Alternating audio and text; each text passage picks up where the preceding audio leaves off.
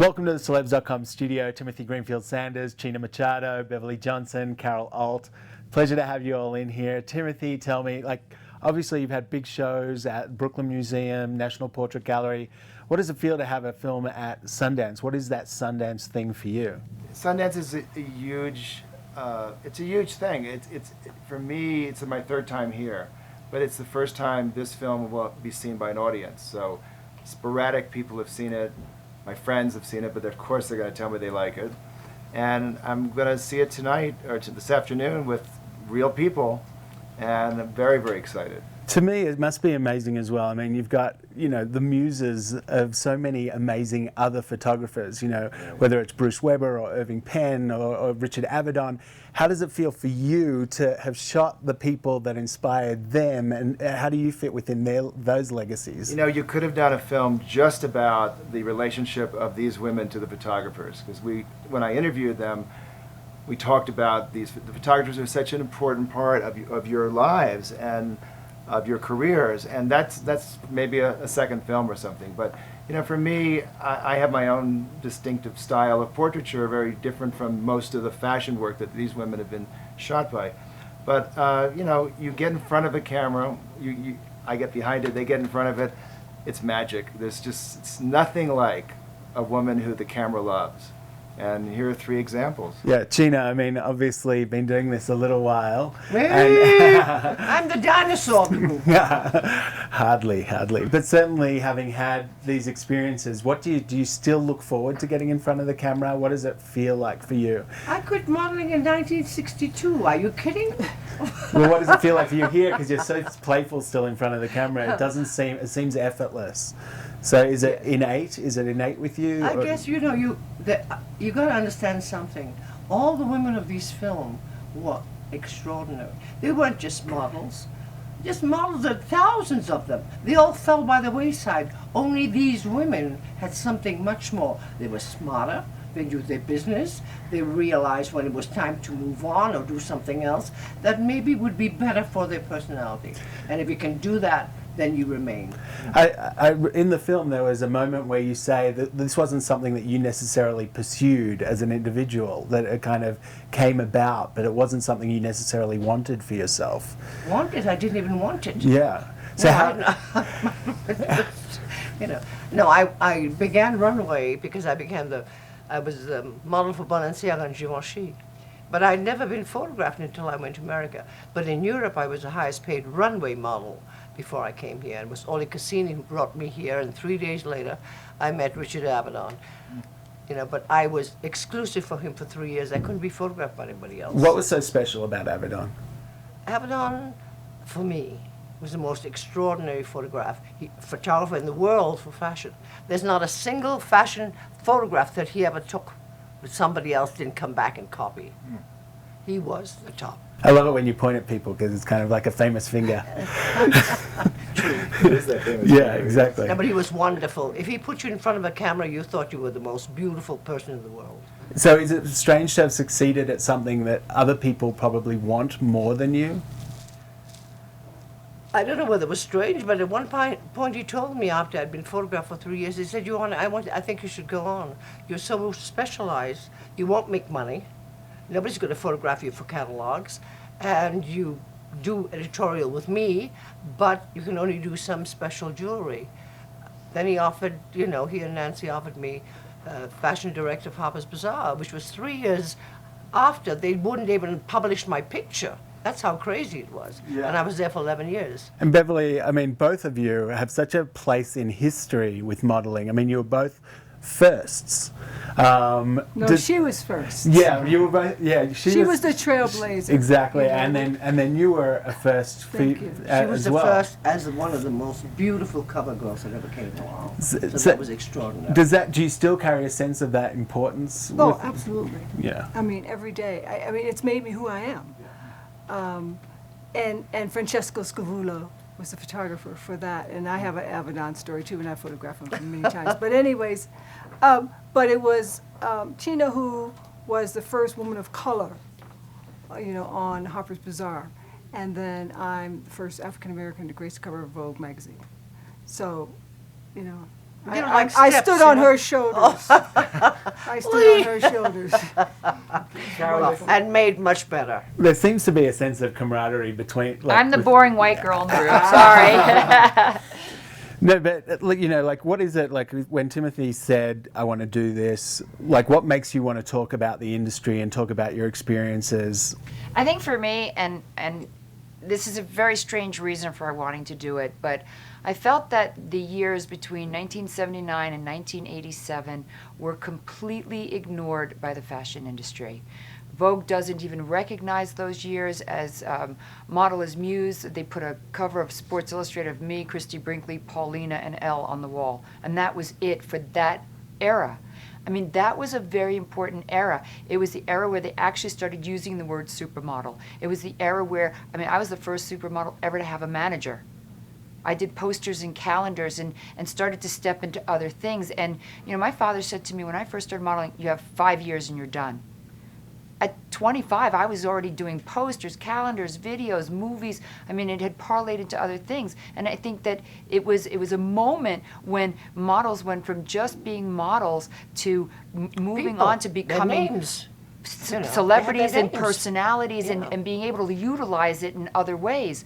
I mean, it really was striking when I watched the documentary. I mean, and HBO and Timothy did such an amazing, amazing job in creating something that takes fashion through history and history through fashion. Absolutely. And, you know, there was a moment when I think it was, I'm not sure if it was you. I Or mentioned if it it was- yesterday. I mentioned it yesterday that fashion was just about selling clothes. That's how it first started. No, but I'm even talking before that when they said they used the moniker of model to cover over the fact they were hookers or prostitutes. right. So that's where we're coming from to today. And the moment of the 1980s when there were the modeling wars, you know this, Beverly, because we worked together a lot. They had the modeling wars. They had new agencies opening up. Prices were going up. Time magazine did a story about it. Well, you know, Carol Alt, if you have to ask, you can't afford her. Yeah. I mean, that's how crazy it was getting. And that was the moment. So for these magazines to forget the girls of those era, I mean, how do you do a retrospective of Vogue of 75 years without Isabella Rossellini or Kim Alexis? Right. I think what's special is that if you look at the history of modeling, it only goes back a few years, Yeah. really. Carmen, who's still alive, who's still in the film. China's actually done a Barney's ad recently. They're modeling, but you know, in those days, modeling was very looked down on, and I mean hooker looked down on. And today, everyone wants their daughter to be a model. Every woman aspires to it. Everyone. They thinks stop you on the that's- street. Does my child have it? So it's changed so radically in only 60 years that that's an ideal subject for a documentary because we still have these people with us. But see, nobody else saw that, Timothy. That's what's so brilliant Well, about this film. I'm a It really genius, makes you okay. think. Genius and right timing. Thank you. And No, but HBO what- has very just important. really- Sex came into fashion. Right. That, True. for me, was a very important thing. Suddenly, you did in Sports Illustrated, and here they put the best-looking model. I mean, that issue zoomed, and it became the most favorite issue And of all the copied, year. and most copied. Absolutely. And also, You know, it Name. became that the audience became for men. yeah, And exactly. before, the audience was only for women. Yeah. And then Sports Illustrated very brilliantly did these swimsuit covers, and all of Yeah. a sudden, men were buying that issue. They already were So buying the they would issue, but get- now it doubled, right? Exactly. Yeah, They had Amazing an Julie excuse. Campbell. They had an Right, excuse, right. exactly. And they put your name on the cover, which Right. was unheard of at the Unheard time. of. Now it's on every cover, Yeah. and they don't even use models anymore. They use celebrities, and Yeah. I find that kind of boring because models are really beautiful to look at. So, Timothy, for you, was it as much or more about telling the story of modeling, or was it telling the story of these specific personalities? You know, I started out going to a party and saw a bunch of these women there and thought, it's an interesting idea. Maybe that's a film, a photo, I'm not sure. 2 years later, it's a film, and as I got to know them better, I got to understand how complex it was. That this is really a story about race and drugs and AIDS and all the issues that were part of the 60s, 70s, 80s, even the 50s, and plastic surgery, all Politics. politics, all these things Really, history of of our our lives. Yeah. But fashion showed photographically what was happening. You know, you were influenced by them.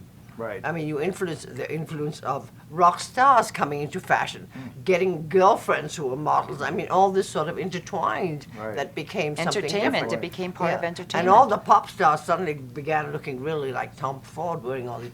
I mean, did you see the show? What was it? The Yeah, last one? right. Everybody looked gorgeous. I mean, these guys came on. They were wearing the black suits and I said, wow, you know, you got to be a model practically to be a movie star today. Yeah. You So know. and how could you not Or an do athlete a even. film Isn't that true? about this world through the eyes of these kind of women? It's a no-brainer to me. Yeah. And as I got deeper into it, I realized, oh, this is just gold. Was there anything you had to leave out that, for the sake of time? Everything. Out. A lot. Was there anything Yeah. in particular that you wish you could have fit in? There was a lot there because there were so many great lines that if you're talking to them, you do an hour interview, you cut that down, you end up with 4 or 5, 6 minutes of somebody. But they said so many great things, and I mean, there are lines that Sheena had a line that I wish would have been in the film. I said, Sheena, you know, beauty kind of opens doors for you, wouldn't you say? And she says, it opens doors, but you better be ready to dance right through. And it's, you know, a beautiful metaphor, and I didn't use it ultimately because it didn't fit, but I'm using it now. You know? Carol, like, also, is it like when you watched the film, you've seen the film Yes, in its absolutely. entirety? Like, were you alone watching it, or did you? No, watch it with I was others? actually watching it in the lobby of the hotel here, which the producer Chad Thompson actually put it up on his computer, so I got to see half of it. Didn't see the end. I didn't even get to see the end of it where my part comes in, but so I'm speaking strictly as someone who is viewing a film that looks like I have no part in.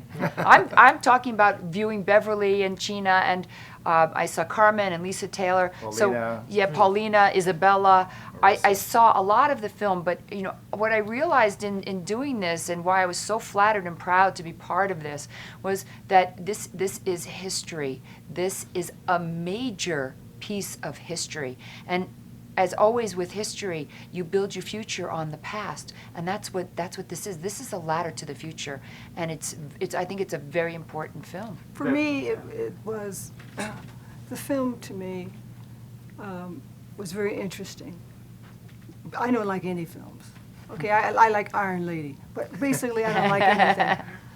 And what made it very interesting to me because it was very human, and you really got to see these women because we're basically a printed page, and then when we do interviews, they're sound bites. So you really got to know who this person was, and for me, that was the interest. So do you feel like this is one of the first times you actually got to voice your voice? Well, I voice my voice a lot. Yeah. But for me, looking at the film and looking at Carol and Sheena and all the other women, and Lisa Taylor particularly, you really, and I know them, so I know their story. Yeah. But I think for me, it's very wonderful that the world gets to see that we are really just human beings, and we're flawed, and we have fears, and We're awkward and we have all those things that Yeah. everyone else has. And then there's a very poignant moment in which she says, I was looking at all these models on the runway from far away and not being part of it. And then, thank God, she became a huge part of it. Right. But that kind of nostalgia, her look in her face when she saw the runways and how they wanted to be there and weren't. I mean, it was really touching. It would be very easy to Yeah. make a film that's superficial. Yeah. And I think this film transcends that because there's depth in these women. What I particularly like is the respect between the women and their acknowledgements of each other. Like, obviously you mentioned Lisa Taylor, but Yes. the way she obviously looks up to you as well. Yes. And I just want to thank you guys for stopping by. I wish you all the best today. Thank you. Enjoy seeing it with a big audience, and hopefully we'll see you again Well, soon. we're all proud to be here. Thank you. absolutely. Thanks so Thanks, much. Timothy.